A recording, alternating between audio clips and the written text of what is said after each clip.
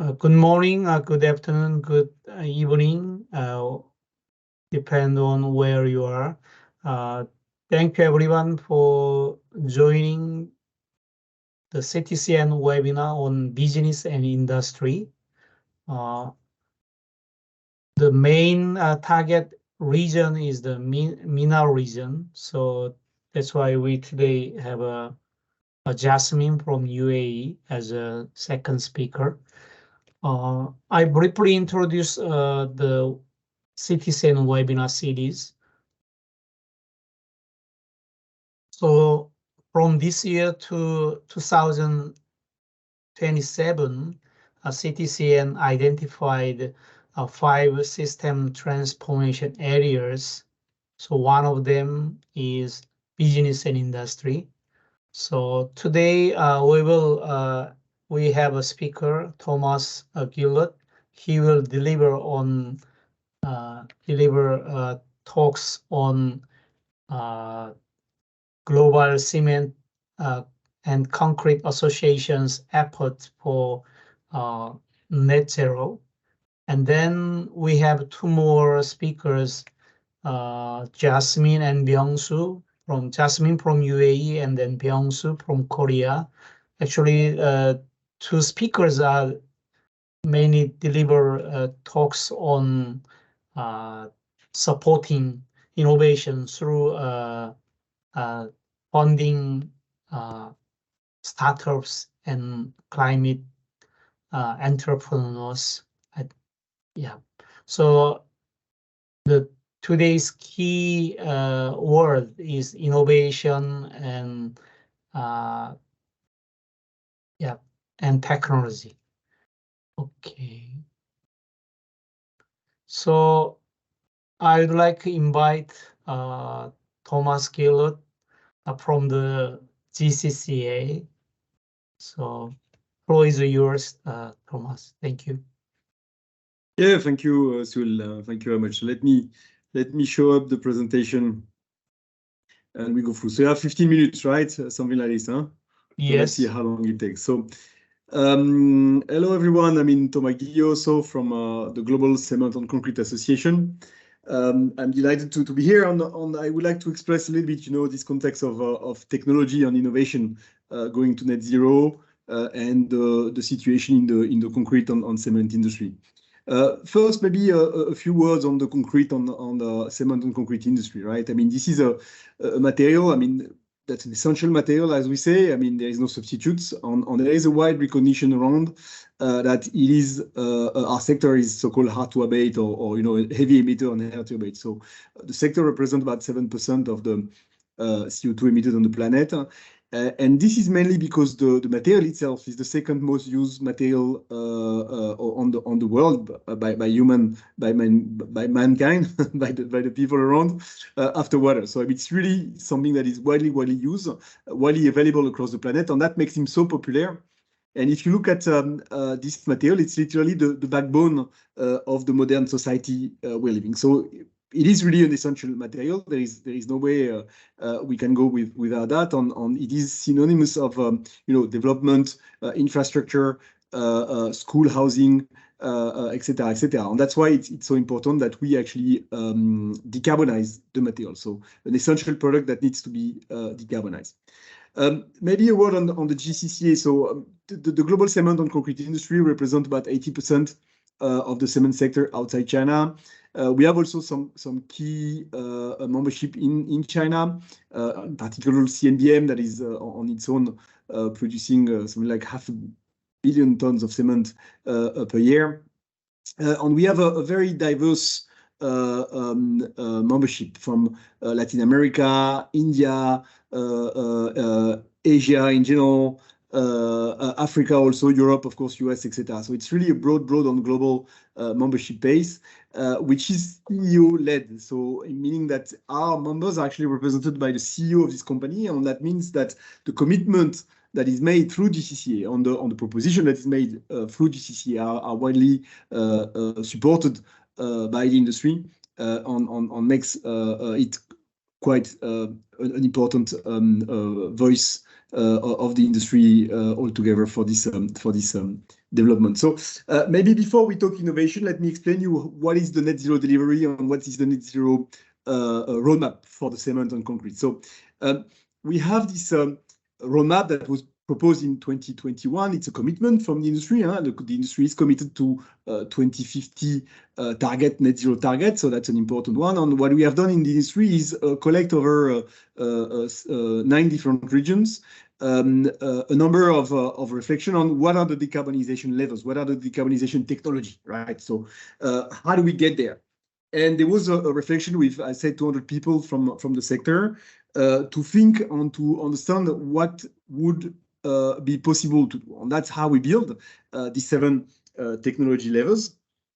To go to net zero. And there are some technology levels that are actually currently already existing. On all of them are actually currently existing, but some are widely already quite operational, and some needs to go forward in operationalization. So I mean, we have, and I will not go in detail, but we have basically technologies that relate to the way we build. Around construction design, around how you reuse pieces of the building, how you stop demolition, etc., etc. Circularity in building as well, etc. There are technologies on how you how you mix. I don't know if you're familiar to cement and concrete, but basically to go to concrete, you need cement. On the quantity of cement has a big impact on the amount of carbon you have in the system. So the frugal use of the material is important. So going to an industrialization of that usage, going for ready mix, industrial ready mix, prefab, is helping potentially to actually reduce the quantity of material use. And then we have in the product itself all the element of going for greener cement. I mean, the understanding what are green cement, and also, of course, bringing some circularity in that. And we have new technologies like calcine clay, for example, on these are elements that are important to reduce what we call the clinker factor from the product. There is then element in the way we manufacture the material, and this is all related in particular to energy efficiencies, certainly. But also there again, circularity and how we build circularity in the system. And there is then a big technology, which is the carbon capture, use and store. That the one you see in purple in my graph here, it's a third altogether of the technology. And that's the technology that is probably the least mature at this stage. But I'm going to show you in 1 second what is being done on how we actually move it forward. And finally, you have these 2 blue little lines there. And one is the recarbonation. That's the property of the concrete to reabsorb CO2 during its lifetime, a little bit like a tree, it's alive. And of course, the use of green energy. So that's the grid, wind, solar, etc. So how do we go about that? On how does it work? So what we are doing basically with this is we are looking on partnering with national cement association across the world to understand how we actually can activate these technologies on the ground in the respective countries. So we are making this discussion with the idea of having what we call here a battle plan. So what does it mean? It means that for each of these technologies, we need to understand, how we can go forward on how we can create the conditions for these technologies to develop, to be and to positively contribute to the transition in each country. And you see, we have this, I call that verticals here. First, the question on the policy ask what you can do to actually, help the environment, the regulatory environment to create the favorable conditions for the technologies. I mean, give an example on circularity. You need to have a minimum of rules in order to foster circularity, else it will always be cheaper to put the waste into a bin and then to let it in the ground. We have elements on knowledge dissemination. We have element on financing. We have element on project. And I think that's a very important point for us. The question is really how do we foster the development and the implementation of these technologies all around the world and in each specific countries in particular, using this different grid and trying to understand what we can do at the country level to help and to foster the development of these technologies. So what are the innovation on what we do at GCCA on innovation on carbon capture in particular, because it's an important part of the development. So first on innovation, I mean, we have actually two very interesting what we call innovation, world-class innovation platform. One is called the GCC Research Network, and the other one is called the Open Challenge.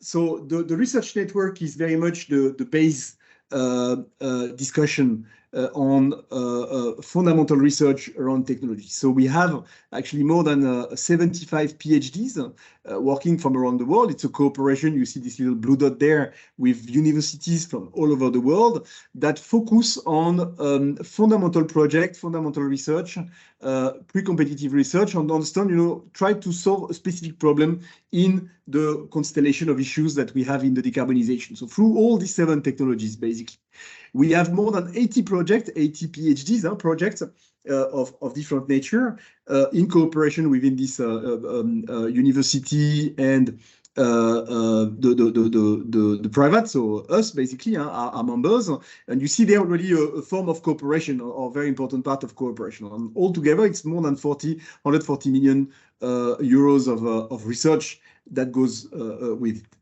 it. You see, for example, here, few projects just to illustrate how far it goes. So these are work together, academics with private industry around artificial intelligence, around low carbon products, some very specific stuff about low carbon products, life cycle analysis, the way the material behave over the long term, so the resistance, the long term, the durability of the product, etc., and of course some element of recarbonation. So these are really diverse projects, really interesting on really try to understand how we can actually, pop up with this new idea on get new idea on the board.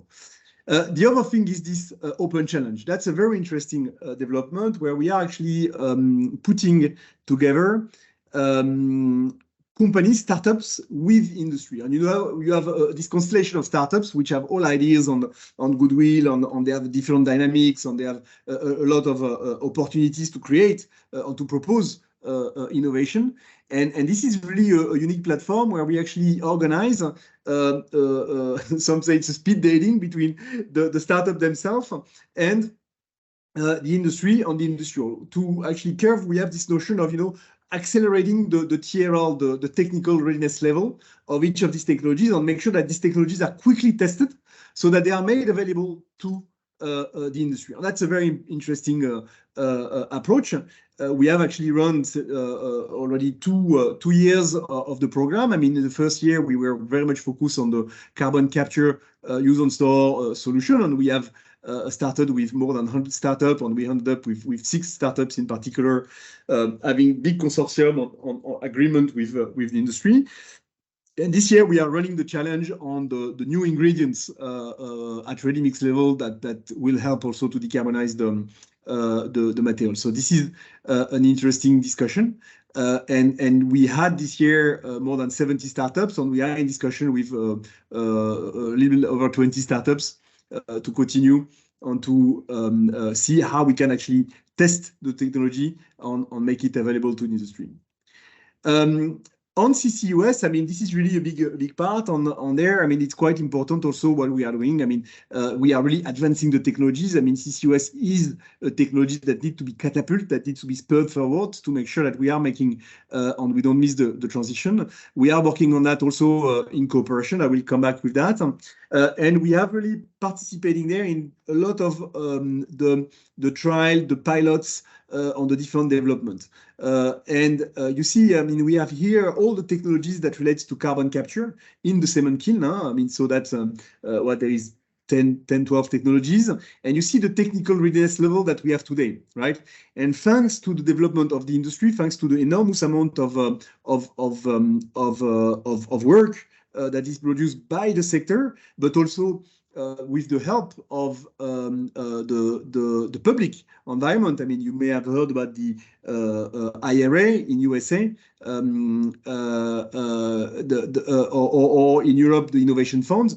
These are systems, mechanisms where the public authorities are actually accelerating, these technologies, on making them happen to the public. And you see how this evolves. And thanks to this program, that's how actually this technology will move. So we are really moving the needle so that these technologies accelerate all over in the next years to make themselves available on operational level for the industry. And you see here why it's important, because you see, this is the cost. It's an index, so it's not $100, but it's an index. And you see how technologies what is the cost of technologies one compared to the other. And you see how some technologies which are today not so advanced can actually really help to accelerate the decarbonization in the sector and can help to reduce the cost also of the decarbonization of the sector. So what we are doing here, and you can click on the QR code, or you can picture it. We are monitoring this, and we are showing all the program, all the projects that is being done to really move forward. So this is in cooperation with Lead IT to move forward on that. So with that, just to conclude on collaboration, because we see the essential part of technology, and it's technology more than innovation. I think it's a blend of the two. I think your title there was rightly named. We need to progress the technology, and innovation within each technologies will help that technology to actually accelerate the transition. And you see, we have a couple of good examples. So on carbon capture, for example, we have this cooperation with the Clean Energy Ministerial, which is a UN-related body that actually look over all these clean energies. And carbon capture is one of them. We have cooperated with them to actually, socialize the story, explain what it is about, explain to the government around the world how quickly the things are moving and how quickly the innovation is moving. And we are working also with that with other actors from the carbon capture constellation or stakeholders, if you want, in the name of the Global CCS Institute, but also with others. And we have a lot of programs with them to develop this in India, to develop this in Brazil, to develop this in different areas, really to get the technology some level of confidence. The other thing we are doing is working with the value chain in general. So that's basically our the supplier, the equipment manufacturer, the people that are participating in the construction value chain, the people that are designing buildings, etc., etc. So I think that's also an important type of collaboration to make sure that these people are engaged and participate in that transition all together. And finally, after university, after research, after specific governmental agencies or local administration for the policy discussion, we are also engaging with at high level, the people from the COP, the people from the UNFCCC, the people from the UN in general, the breakthrough agenda on cement, also to make sure that, at the highest level, people understand the opportunity that we have in the transition of the net zero, and also the need to support this innovation to actually drive forward the development. Well, so that's the end of my presentation. I'm open for a few questions if you want. Basically, very simple.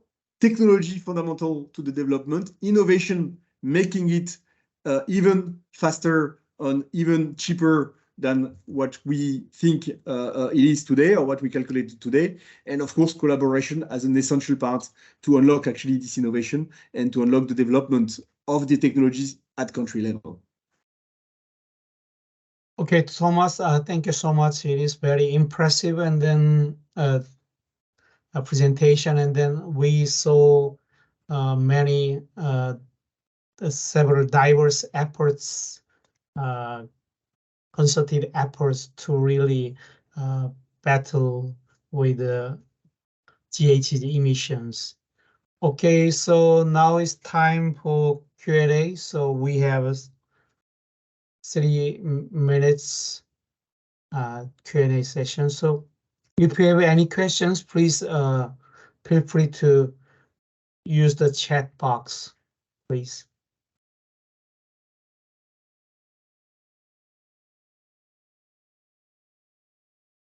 So I think that for other people think about question. Okay, okay, we have one question.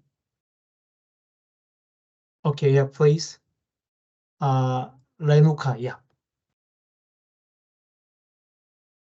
You are muted. You're mute. Thank you very much. I'm Dr. Renuka Thakur, and I listened this presentation with great interest.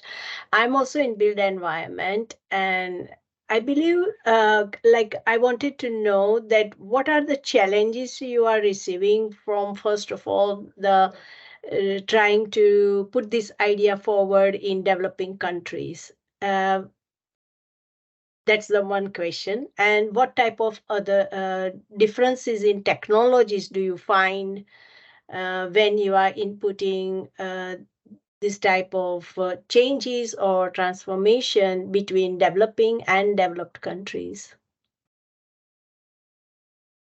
Yes, thank you for the question. I mean, what are the challenges? I mean, I don't think the challenges. I mean, there is one big difference between developing countries on developed countries on the transition, but this is not specifically to cement.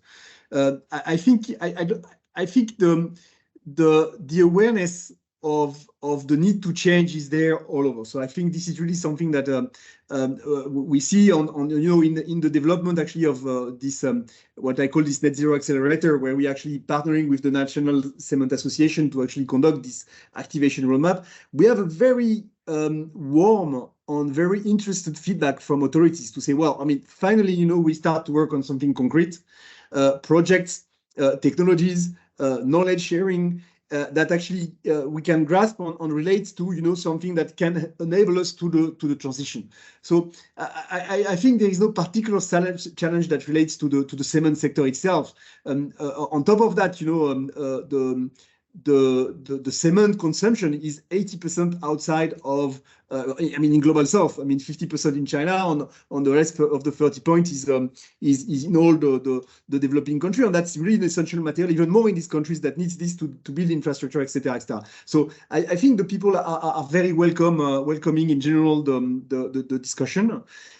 Now, of course, the question is, for some of the technologies that are eventually a little bit more expensive and that needs to be addressed, I mean, who's going to pay? Fair enough. But this is true for all the subject of the transition. This is not a discussion that only relates to cement as an industry. I mean, yes, we need to give carbon a price, and it is true that some of these technologies have you need to have a carbon price to make them profitable or investable, as simple as that, even without talking about profit, but to be able to invest a minima into this thing. So the question is, how do we build that system? How do we build that model at global level? But still, there are a lot of technologies, and I named the CCUS, which is the one that is a little bit more expensive, but many of the other technologies, and I was referring to basically 7 technologies in total, are today implementable just with a proper legislation. So yes, circularity.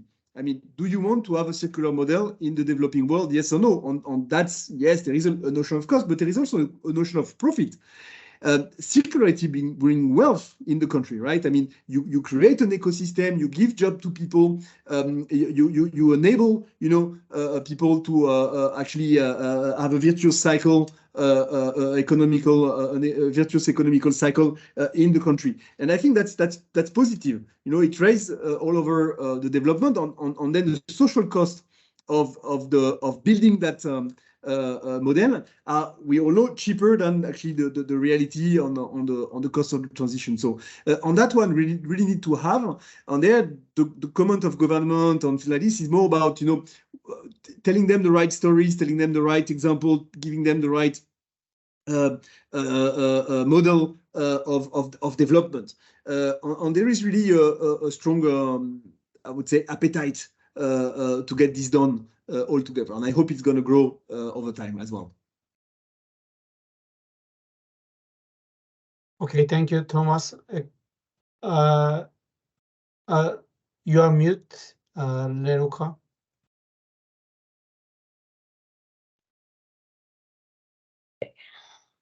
Yeah, thank you very much. If no one has to ask, and if we have to go forward with another question, another presentation, then I'm okay. But I have another question also, if time permits. Actually, you okay? Okay, you can make it short. Okay, please. All right. I'll make a short answer.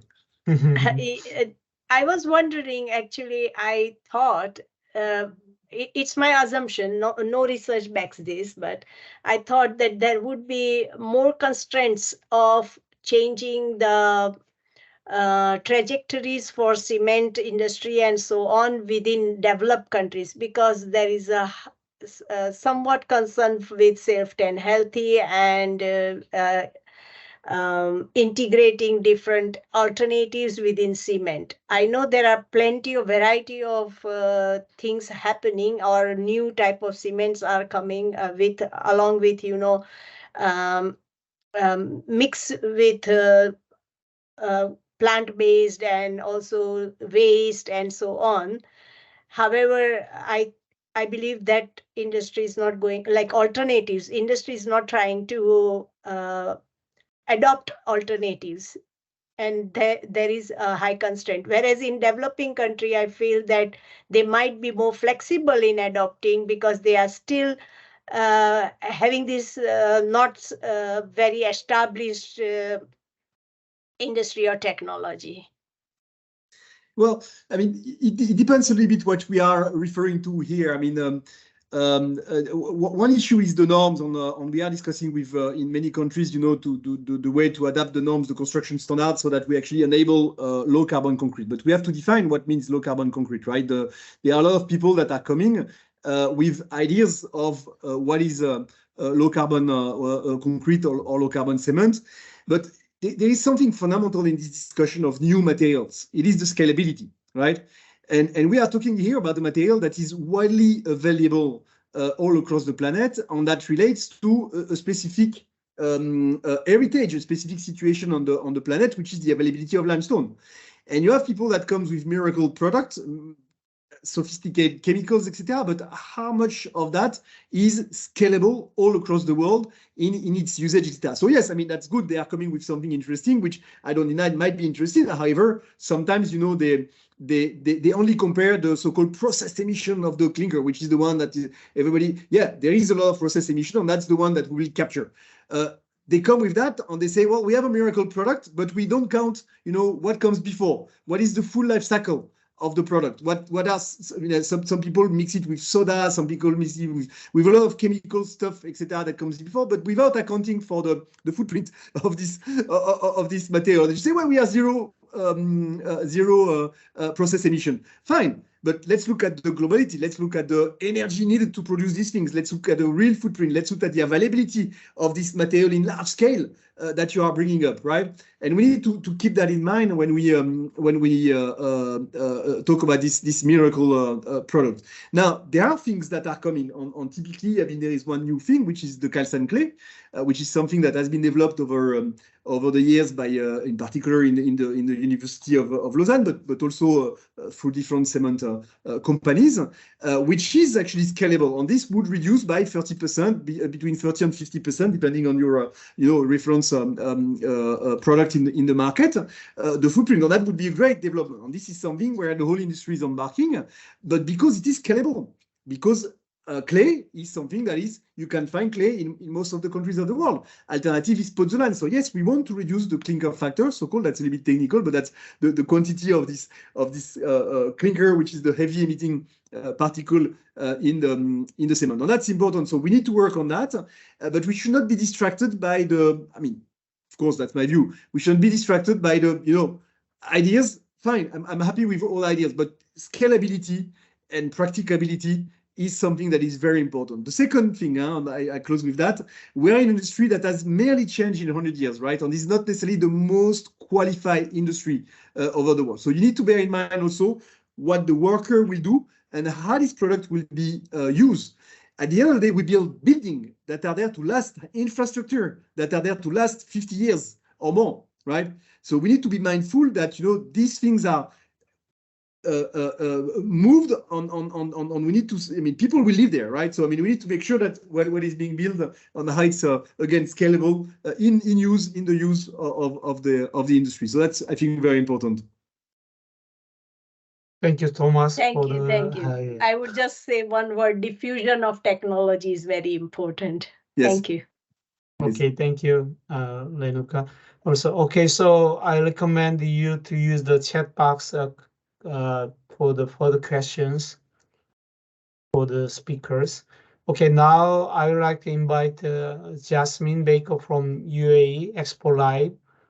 Okay, the floor is yours, Jasmine. Thank you. Thank you very much, Suhail, and thank you, Thomas, for that really interesting discussion and lots of new insights for those of us who are not so familiar with the industry. And thank you, everyone, for joining, and Suhail and CTCN for arranging this meaningful and important dialogue. I'm very happy to present a certain angle of innovation that I'm fortunate to have been a part of for the last couple of years, and that's social innovation. And I'm happy to take you through a presentation that shows how we've quote unquote experimented with this, but also achieved great milestones with regards to this over the last couple of years through our program, which is called the Expo Live program. So I will just go ahead and share my screen.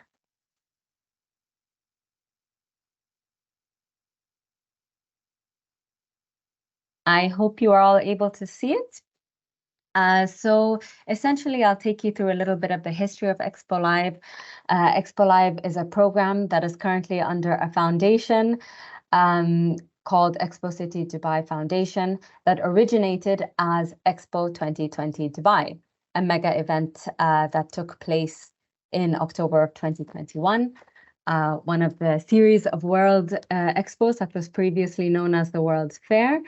But Expo Live was actually initiated much before the event took place. It was a concept that came to light in 2013 when the city of Dubai was bidding to be the host of the World Expo. And essentially, leadership of Dubai and of the UAE made a promise that should we be able to get the opportunity to host this event, we would make sure that it would be inclusive, accessible to not just large-scale multinationals or governments or academia, but also the quote-unquote small but mighty agents of change, and that we would provide a platform to be able to include these voices as part of the discussions around pressing issues around the world. So that's what's kind of the premise of Expo Live. And the other thing was to demonstrate an experimental but exciting way forward in terms of entrepreneurship. And that was that it's possible to be able to solve pressing issues around the world while also being a prosperous business, a lucrative business, and that these two things don't need to be mutually exclusive. And we sought to demonstrate that. So what that translated to on the ground was we were launched as a funding program. We were allocated a fund from the government to provide to social startups or environmental startups or humanitarian cause-oriented startups from around the world to be able to provide them seed funding to catapult their work. We were sector agnostic. We spanned 4 different broad categories, everything from healthcare to waste management, water conservation, education, fintech, and more. And we essentially, we had calls for applications where global startups were invited to submit their proposals. And we would do a rigorous, I won't go into detail, but a rigorous process of evaluating these proposals, culminating at the end of the evaluation with a visit to Dubai to present in front of a panel for the opportunity to receive funding. After that final pitch, so to speak, we would select the recipients of the fund, and then we would work together with them to co-design a project that would essentially lift their work off the ground and reap a greater impact in whatever field and whatever context they were operating in. So we ran these cycles 5 times in the lead up to the Expo 2020 event, so in the lead up to 2021. And the funding that we were presenting started off at $100,000 per startup or per organization. However, some of those did receive up to $500,000 once they've demonstrated success with the initial 100,000, and once we saw that they were in the right place and position to be able to really scale their efforts. So as I mentioned, we ran this program 5 times. We eventually funded a number of different projects, which I'll come to later and we'll see some examples of. But the program was founded on 3 core principles that you can see here. Firstly, innovation. We didn't have a steadfast definition of innovation. We had, of course, many tech-focused startups, but we also had non-tech-focused startups. We also, being global by nature as a program, we were looking for what innovation means and how it's defined for the context in which it's operating. You know, something might be climate innovation in Burkina Faso, but is something that's already widespread in Denmark, for instance. So we did factor in all these kind of variables. We focused on inspiration as well. We had an event to be able to showcase the success stories of the funded projects. And, you know, in the field of social innovation, there's often an inspiring, compelling personal journey that the founders have gone on to be able to undertake these meaningful challenges and make it their problem to solve. And of course, the heart of the Expo Live program is impact. We didn't take stake or equity or the like as part of our funding, but we did hold the startups accountable to reaching a wider impact that was predefined, you know, once the grant agreement was formulating.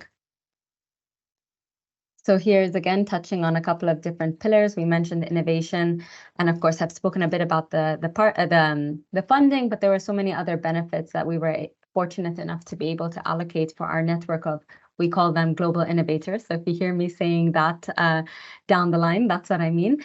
So we were able to foster partnerships within our network across different cohorts of global innovators, but also with the wider Expo community, with our community of industry players, with academia, with government, and so on and so forth. And I should mention, this is a good time to mention that we were not requiring any presence here in the UAE. We were not requesting that founders of organizations bring their operations to the UAE or set up an office or even implement here. We simply based and held them accountable to the impact on the global scale. So that's a little bit more on that. We had 3 sort of main areas. The one that I will focus on is the one that we see here in the middle, which is called the Innovation Impact Grant Program, which is essentially what I've been speaking about to date.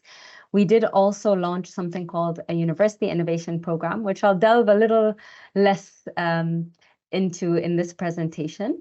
And then the Good Place Pavilion was the name of the pavilion at the Expo 2020 event, where we housed our global innovators and stories of their success and enabled these conversations to take place during the 6-month event time. So on to the Innovation Impact Grant Program. As I mentioned, this is our flagship program, the one that's catered to startups in specific. Over the 5 cohorts, sorry, this is over 6 cohorts, because in 2023, we actually launched our 6th cohort and we're in the midst of onboarding and working together with them on their projects. We have supported 170 global innovators from over 90 countries around the world, and we have received across the board up to over 12,000 applications, something we're very proud of.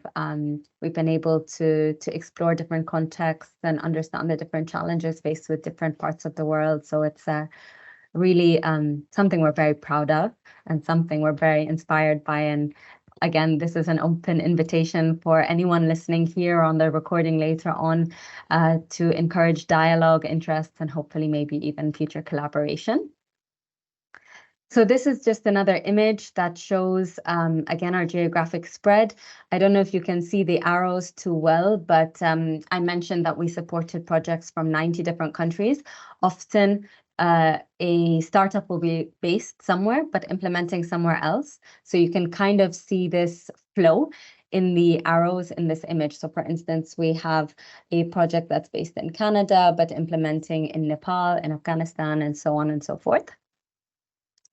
And of course, I spoke a lot about impact across the 5 cohorts, because we're in the midst of cohort 6, so we don't have their numbers yet to factor in. We've been able to really achieve a really notable impact. We've been able to positively affect nearly 6 million people around the world. We've been able to create over 160,000 jobs. And then on the environmental side, we've been able to reduce 190 tons of carbon dioxide being emitted in the air, reduce 6.3 million liters of water. So again, these are things we were really impressed and really happy that we were able to enable through the great work of these really innovative startups on the ground. And on that note, I'd like to take you through a video that highlights just a glimpse of some of the projects that were funded by us. And you can hear the voices of the founders themselves shedding light on what they do. I hope one day that I can affect change on a global scale. And I know it's like a big dream, and I think we all need to have big, ambitious dreams.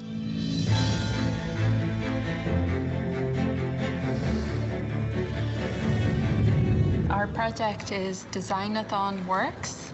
We teach children to design better futures.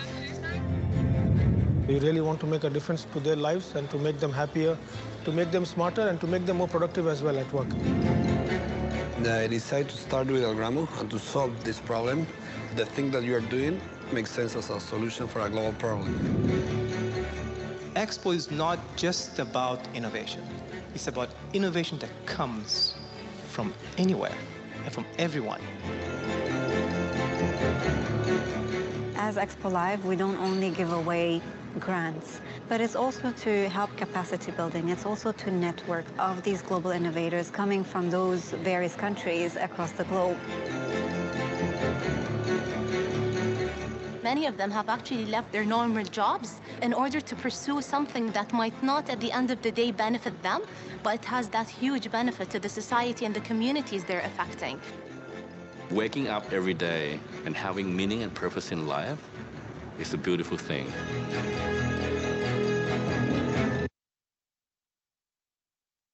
So that's a little bit of the feel of what we do. You'll hear the word purpose repeated a couple of times, and you got a glimpse of the numbers we were able to achieve previously. I think this is a testament to that there is a future in social innovation, and social innovation, in fact, can spur and can have a cascading effect. Many of our cohort 6 applicants and those that we are onboarding now were actually encouraged to do so by our previous cohort members. In terms of partnerships, we have a solid ongoing partnership with the Bill and Melinda Gates Foundation, where we've in the past supported 15 different projects. And what we mean by supported is we've co-funded projects that are encapsulated in both our criteria. In cohort 6, we are also funding, I believe, 11 new projects with them. So that's something that's happening. And then we have a university innovation program that we actually just launched the 3rd cycle of a couple of weeks ago. This is targeted towards students in the UAE. So while the previous program is more focused on global on a global scale and a global reach, this one is focused on UAE academic students, so university students, and it encourages them to consider the entrepreneurship journey, the innovation journey, and to potentially even embark on making this their career path. So we support students to develop ideas, and if they choose to continue with this idea, formulate a company and so on, we facilitate that as well. In the interest of time, I'll hold off going through all of the numbers, but I will say that we've already received a wide number of applications. So I mentioned in terms of the Innovation Impact Grant Program, this is an image from our 6th cycle. As you can see, people from a range of different backgrounds, cultures, nationalities, all coming together. Cohort 6 is the only cohort that is focused specifically on climate, environment, sustainability related issues. And we are offering funding of $50,000 as the initial starting point. And as part of this cohort, we've funded 36 innovators from 34 different countries. And of course, much of this culminates in the upcoming COP28 event that is taking place at our site at Expo City Dubai. We are aiming to bring many of our global innovators to leverage the forum that they'll have during the COP28 events and be able to showcase their solutions to different audiences and hopefully, again, scale what they're able to do. And I'll leave you with a quote, by the CEO of Expo City, Her Excellency Reem El Hashmi, to end this with. Thank you very much. Thank you, Jasmine, for the inspiring presentation. Some programs really support grassroots innovators. Thank you again. So, Suhail, sorry, on that note, I would like to emphasize that this program is ongoing. We are planning to run this on an annual basis. So the next cycle, cohort 7, should kick off in early next year. So we do encourage your network to consider participating if this is something that they are interested in. Anyone can apply and be eligible. And the best way to find out about this is through our page on expositydubai.com. Yeah, thank you for sharing the coming event. Okay, can you stop the sharing? Yeah. Okay, so everyone, if you have any questions, yeah, please feel free to raise it.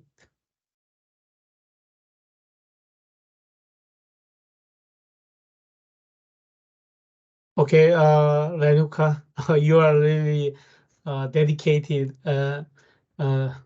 person for the question. Thank you. You are mute. Yeah. This is excellent and interesting to me. I also have a global network, and my network is voluntary. But every day I get an interesting story to hear, and people want something, as you have shared with us, an encouragement to do a startup, and that could be financial or any other resources that we can help. And so I was wondering that, do you have any program for Global South, in the sense of Africa mainly and Asia?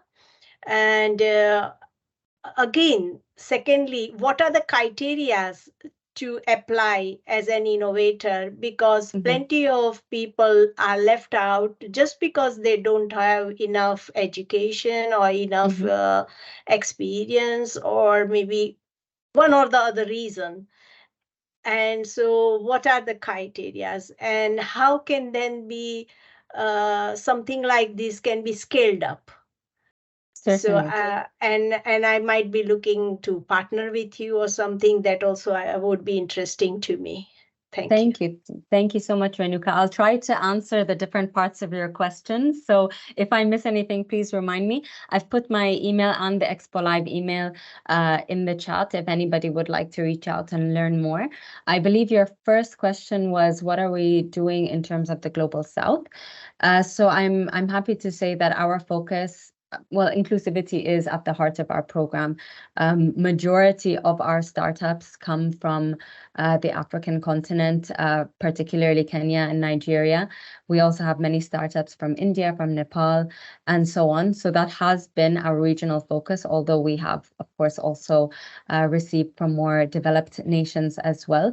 That being said, we also have the way we define the projects that we work in. There might be some that are, for instance, based in the US, but actually implementing in places like Haiti or the Caribbean or so on and so forth. So we do assess every application with a very, very fine-tooth comb, and we encourage, our tagline is used to be officially and now is unofficially, that innovation can come from anywhere and can serve anyone. So we do want to present this opportunity particularly to those places that are unconventional hotspots of innovation, not the Bonn or the Silicon Valleys, but more the, Kathmandu and so on and so forth. So we are very, very active in those regions. In terms of participation, again, we welcome applications. I'm happy to say, but it's also a good problem to have, that we've become competitive as a program in terms of how many projects we can facilitate. Previously, when we were growing as a kind of startup ourselves, we had different numbers of applications, increasing numbers across different cycles. Our cohort 1 maybe attracted a couple of hundred, but by cohort 5, we were getting, thousands. So it becomes more and more competitive as word spreads about the program and as it's been able to thankfully help a lot of people. We have an application page. So again, the best place to find out about what we're up to is through our website, which I'll put up a link for shortly as well. And you can register your interest and get updated with the newsletter. So that's in terms of participation. We never seek to neglect, even in terms of language. We have a few projects that are not English speaking, which is a little bit of a struggle for our team, but we also recruit the resources we need to be able to ensure that if this is a good project, then we should do our best to not let those sort of things come in the way. We have a lot of steps that I also kind of skipped in the interest of time, but we're supportive throughout those steps with the resources we've been fortunate to have as Expo City, a kind of semi-governmental entity. Did I cover all of your questions? You're on mute, Renuka. Yes, thank you so much. Most of them, yes, but I would also, maybe we can connect later on just to see how, because I have a very big network of universities and business associations, and how we can tap into those resources to make this achievable to plenty of people, as they can be our co-partners as well. Sure. We welcome that, certainly. Thank you. Okay, thank you, Jasmine and Renuka, for the wonderful Q&A. Okay, so now we would like to move to the third speaker, Byung-Soo Kim from Korea. He's working in Global Digital Innovation Network, GDIN. So, okay, so thank you, Byung-Soo, and the floor is yours. Hello, everyone. I hope everyone is doing well. Thanks again, Suil and your team, for providing this great opportunity to present about our foundation and the program. So today I'm going to talk about finding new ways to spur growth through bilateral partnership models. So before I get started, let me quickly introduce about myself. I am Byung-Soo Kim. I look after program development at Global Digital Innovation Network Foundation. I'll just use it as GDIN as a abbreviation moving forward. Okay, so 10 years ago, we first started our operation as Born to Global Center under the Ministry of Science and ICT. Our primary goal is to support promising tech Korean startups to expand their business overseas. So GDIN is a global deep tech accelerator and offer various programs for startups to expand their business overseas. On a rolling monthly basis, we onboard tech startups through our internal evaluation criteria and provide various support programs like professional consulting services such as legal, patent, accounting, marketing. And we even provide product market fit. And we have a physical office space in our startup campus. So these curated programs will help them expand their business overseas, whether their goal is to establish a separate operation or establish a joint venture.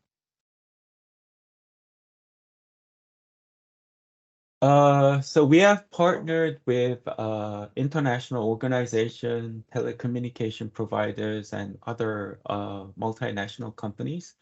So whenever there are tech demands for different vertical, we source the most promising companies who have the tech solution who seek innovation. This is just an example of tech matching event with Salesforce and Continental.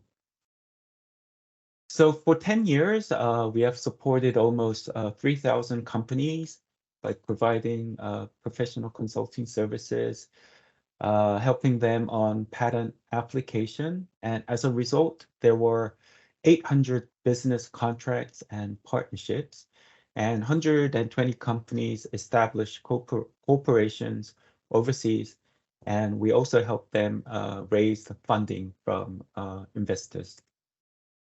So in terms of our global partnerships, we have more than 330 partners in over 40 different countries. So most of our members have tech solutions in AI, SaaS, data, and most of them are in information and technology business.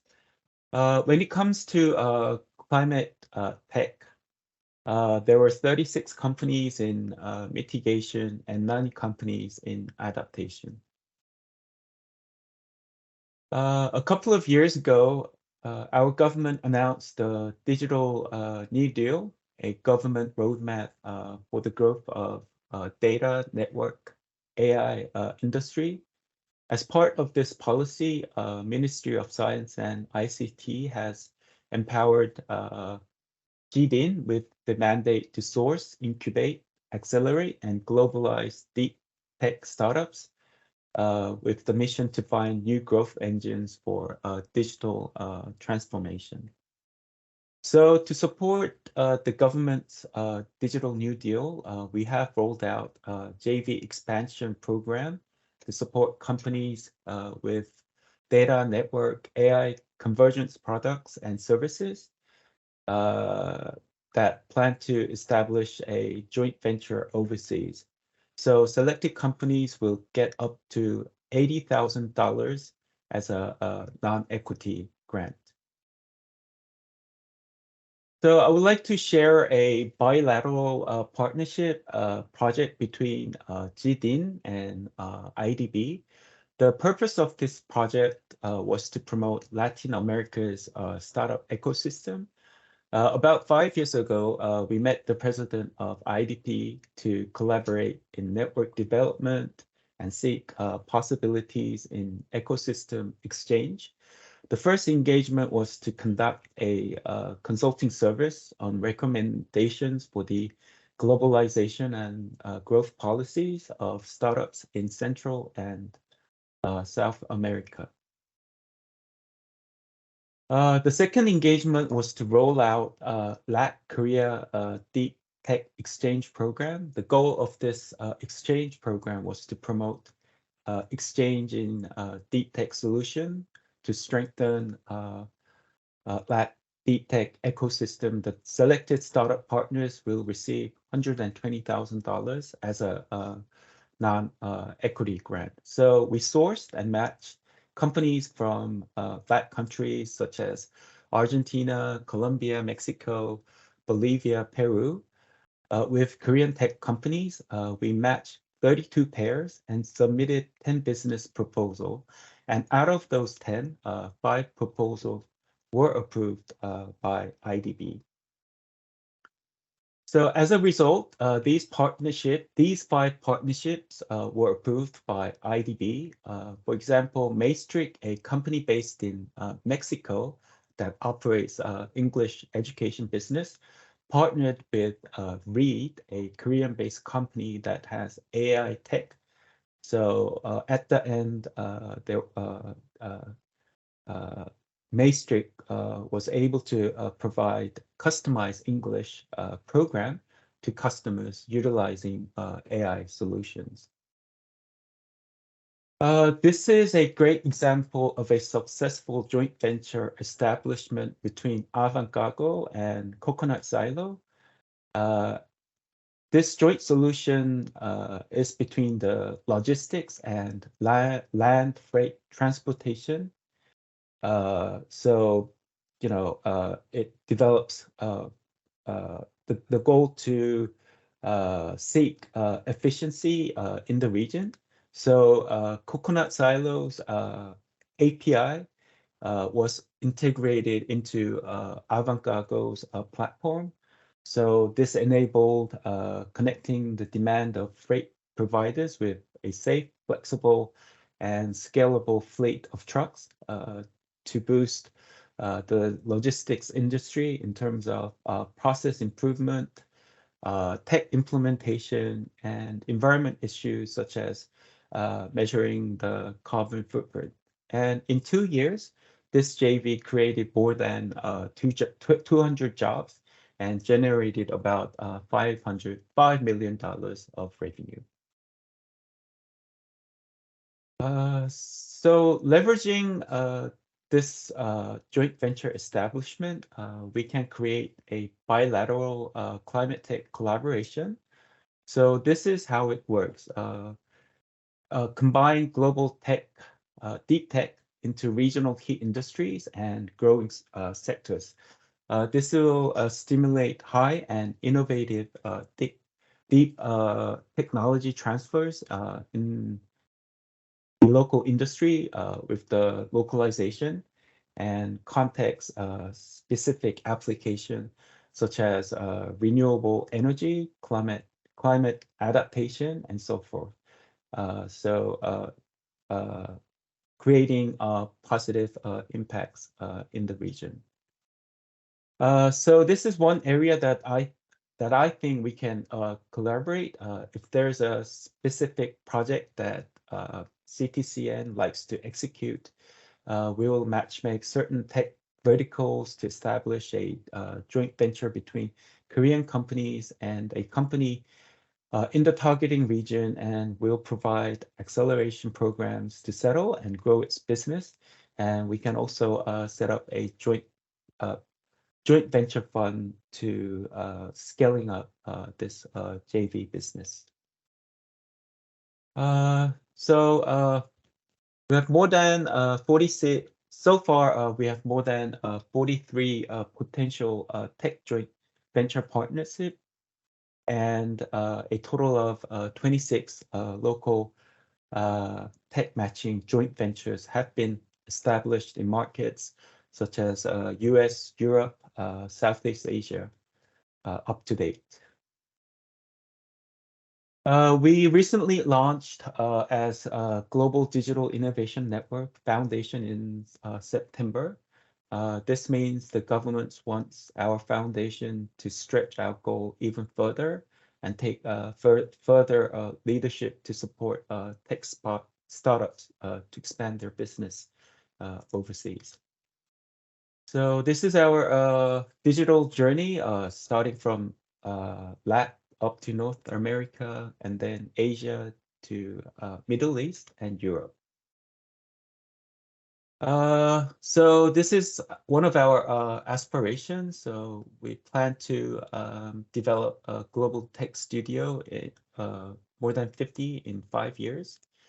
And we're planning to partner with global tech matching partners, about 100 in 5 years.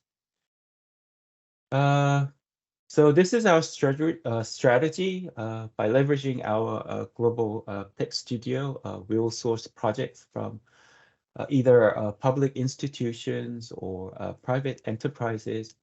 And on the other hand, we will source tech companies and match these tech demands based on tech needs to further expand globally. So this is our foundation's version. I won't go into details. Well, this concludes my presentation. Thank you for listening. If you have any questions, please let me know.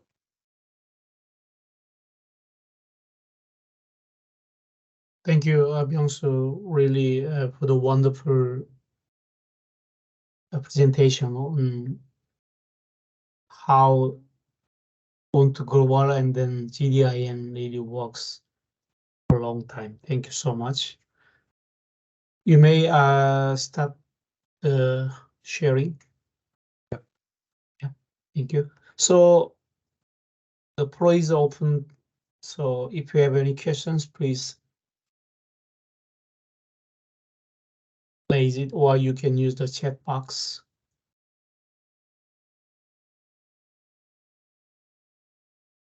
Okay, so I as a moderator, I may make a question. Okay, I'll give the floor to Lenuka. Thank you again. Sorry, I wanted to ask something, but only because everyone is quiet, so I thought I will take this chance. I saw there are many programs like the one which were also presented by Expo Live and you presented. I wanted to know how you assess or evaluate the long-term impact of such programs. Like generally it is found that once the startups are funded, they go for 1 or 2 years, and then there is quite a decline into the number of these startups becoming mainstream or having a long-term business plan and so on. So is that anything you have experienced, or how you have monitored these? Is there any example? Okay, so basically our program is mostly focused on Korean companies expanding their business overseas. So once we onboard these startups, we, based on our internal criteria, we look very closely on, are they ready to go globally? So we will look for whether they have the appropriate team, or or they can articulate their business model in English. You don't have to be fluent, but if you want to go global, you need to have that the presentation skill and all that. So once they do a separate operation overseas, we utilize our global partnership. So, for example, in April, we had this Select USA event. So we selected a handful of Korean startups. So during this event, we will, facilitate a meeting or a meetup session with global investors like VCs and like other investing institutions. So frankly speaking, our foundation is not that long. We have like 10 years of history. So so far we have been building like global partnerships. So your question was, you like to know, from the growth, from the beginning to the growth stage, whether they have, this sustainability. Yeah, yeah. There are a few cases that we connected with like investors through this various events, and also, we focus more on, let's say if they want to, operate their own business overseas, we help them. Well, we also help them to connect with potential investors because they need to thrive in a different country. But I guess we kind of focus more on the early stage when they go overseas. So, if they want to set up a business, they need like legal service. And if they want to get advice on accounting, they generated sales revenue, then how are they going to, send the money, and what's the tax, the regulation and all that to sending those generated revenue to Korea. So I guess we're more focused on the the early stage establishment overseas. Did I answer your question? Yes and no, because I know that this is a challenge. This is a challenge for everyone, because once they get out of your control or your reach, it is very difficult. And so, and it is not just one of you. Like, I think nowadays it is a fashion of having these startups industry, and also to build an ecosystem for the startup industry, to provide them funds and so on. It is a trend, and we need to increase this trend for innovative ideas, and of course that is needed. And so what I say that, and I have been talking to plenty of people, that when you develop such programs, because if I believe you are based in university, but if you are not, then you should have an university as a partner, so that university can take this as a research project. And because university has the resources of MSc student and so on, and they can work on this research project for a longer time, because that can remain the property of university. The learning of that can remain the property of university, and they would be interested in learning more and more how these startups go, or what different areas they have evolved in, and how they have performed in the society and so on. And that learning can be so much interesting or significant to the society to know, because that will establish some sort of successful formula, that what went well, and how we should proceed with that successful formula. And that would be very impactful for the society, and as well as for the all beneficiaries, stakeholders who are involved in it. They would be beneficial. So that is where I come from. Thank you. Well, yeah, thank you for your comment. Well, I'd like to add one thought. Yeah, I agree. We do lots of like meetups with potential investors, but I think the goal of doing a startup, I think it's about exit, right? They really want to do an IPO, or they're seeking for M&A. So it's all about but to achieve that, funding is critical. But however, we do lots of programs with private companies, because they seek open innovation. They want this specific technology, but in the old time, they have they need like in-house research and development staffs, and they need the budget, and it might take a long time. But by doing an open innovation, they will reach out to us. Well, let's say for the Continental. Continental is a typical traditional tire manufacturing company, right? So, why would they reach out to us? Because they're very keen on autonomous, automobile business. So they need someone to bring that technology. So in the future, a company might have an opportunity to work together, and at the end they might do an exit, like a M&A. So that might be another way of helping startups to achieve their goal. Yeah. Okay, thank you. Yeah.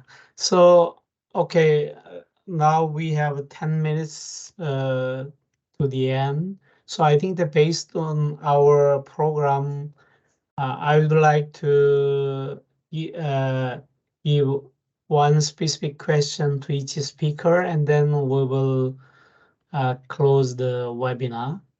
Okay, so I would like to give first question to Thomas Gillett. Okay, so the Thomas really introduced many activities in the GCCA, and then I think that one of the key thing is that the collaboration among the member companies.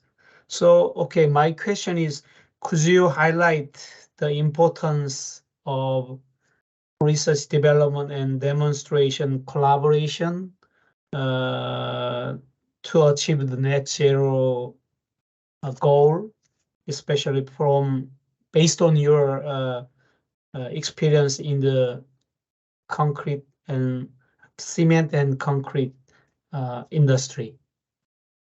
Could you highlight the importance of RD&D, research development and demonstration collaboration, to achieve a net zero goal in your sector? Yeah, I think this is really important. Thank you, Sul, for the question. I mean, I think this is really important. In fact, the fact is that the idea are not necessarily generated in the big companies, and we see that everywhere. So I mean, as I explained earlier, I mean, we have a few essential collaboration on the innovation, and we have these two different platforms for that. One is really with the academic on basic research or what we call pre-competitive research, and I think this resonates very much with the discussion we just had and the question that were asked. In the first one, we are working with PhDs, with academics, and we have this cooperation where PhDs are actually looking and take the time on. I think it was said earlier, I mean, the notion of time on the focus that you have is different from the company that is taken by these everyday activities and so on, versus a real PhD that really go into extent details about the different activities. And we see now we have this program launch already 4 years, and we see already the richness of the platform, bringing some really fundamental innovation to the board. Again, I mean, on very different front. I mean, I said from artificial intelligence to the very core knowledge or process or chemistry of the material, etc. I think this is really an important one. And the fact that you have multiple region, multiple industry, also the whole value chain is involved in that, really helps to actually have this broad sense of view that you need on innovation. And sometimes innovation is a little bit chaotic. It's not a straightforward route. So I mean, you discover things by coincidence. You discover things by the dialectic between discussion on people. So we manage these events where we have like the hackathon things, etc. So we have the what you call Innovation Week, where we bring everybody in a room on debrief, on discuss on what's next, on etc. So I think this is really rich. Also on the startup, I mean, again, they're the same thing. And I think the American model in a way. The American, they like to redistribute the cards from time to time. So I mean, with this IRA, this Inflation Reduction Act, they are providing money, for innovation and for what they call feed projects, and so everybody has the chance to come. You have a good idea, come participate in the discussion, compete, and that's very, very positive for getting the things on board, because and we have seen big corporations are not necessarily the place again where the best innovation are coming. So it's very important that you have this entrepreneur, innovator spirits coming there, testing it to the reality. And what we offer there is really this acceleration. On you had also the example that we discussed about that earlier. It's very nice to see this the best of the two worlds: creative, fast entrepreneur with systematic scalability, pragmatic way of going on, especially with the development of all the net zero technologies.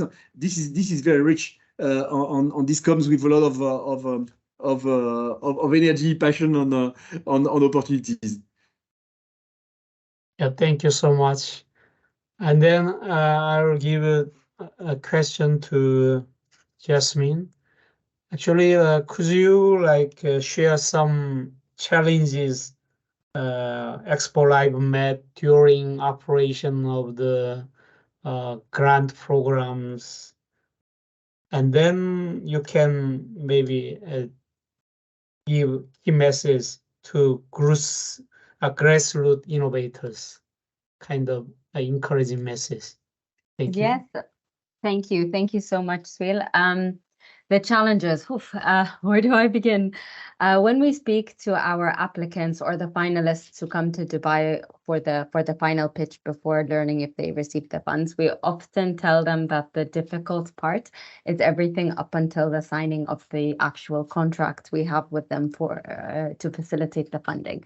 What that means is there's a lot of due diligence, a lot of vetting, a lot of just contextualizing that happens. Being so global by nature, we deal from everything like natural disaster situations to political issues to just different legal systems in different places, and so there is challenges associated with the legalities and making sure that we have the right documents to essentially facilitate a safe, secure, useful transfer of funds from the UAE to outside. It has a lot of steps involved, a lot of capacity building on both sides, actually. For us, we learn how different countries operate in different contexts, in different ways, and how we can best align to make this process swift and smooth. And they also kind of learn a little bit about investor readiness and what are some of the steps they need to take to be able to enable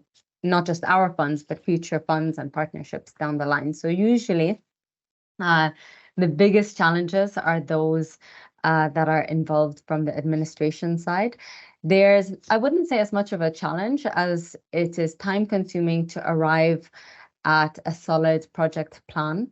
So again, that takes us usually having iterative discussions with the founders or the teams of these organizations to understand really what is at the heart of the impact, how big is the issue, how much of the issue and in what ways is it being tackled, and what is their networks on the ground. Our monitoring and evaluation is also pretty intense. We do have rigorous reporting, but we also conduct project field visits and a number of different things. So I wouldn't say that's necessarily a challenge, but it's definitely resource intensive and effortful.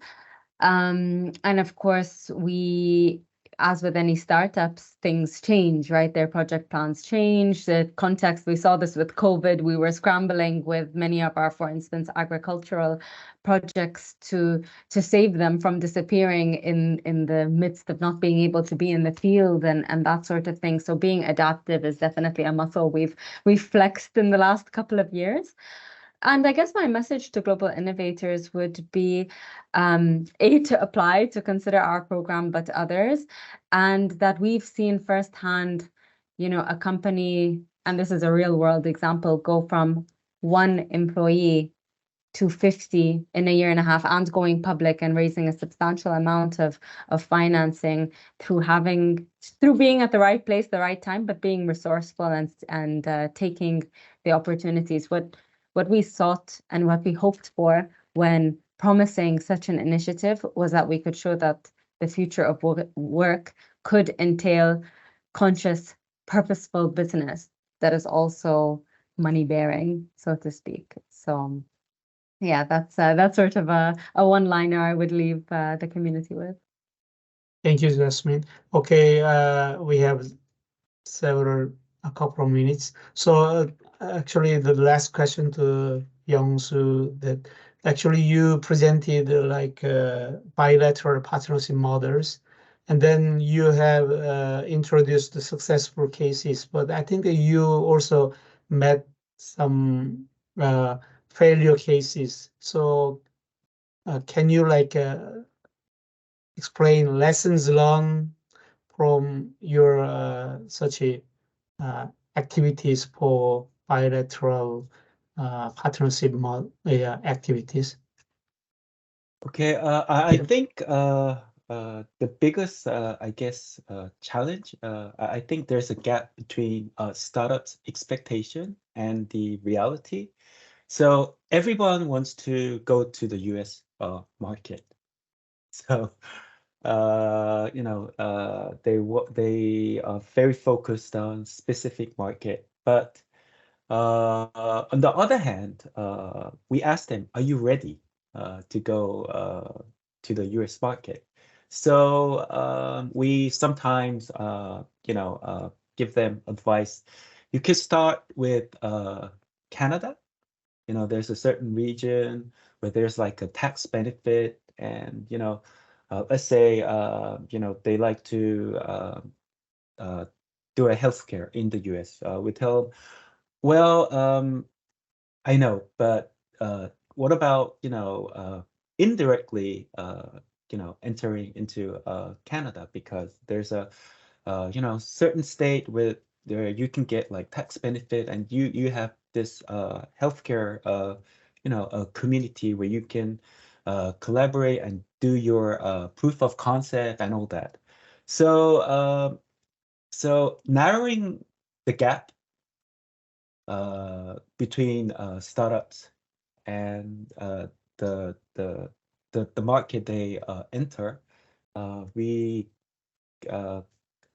sometimes I need to kind of like, you know, persuade them, you know, in very objectively why this is not the right time and this is not the right place. So I guess one good example is yeah, another healthcare tech company were very keen entering into you know, West European market, but we ended up finding a partner in Lithuania.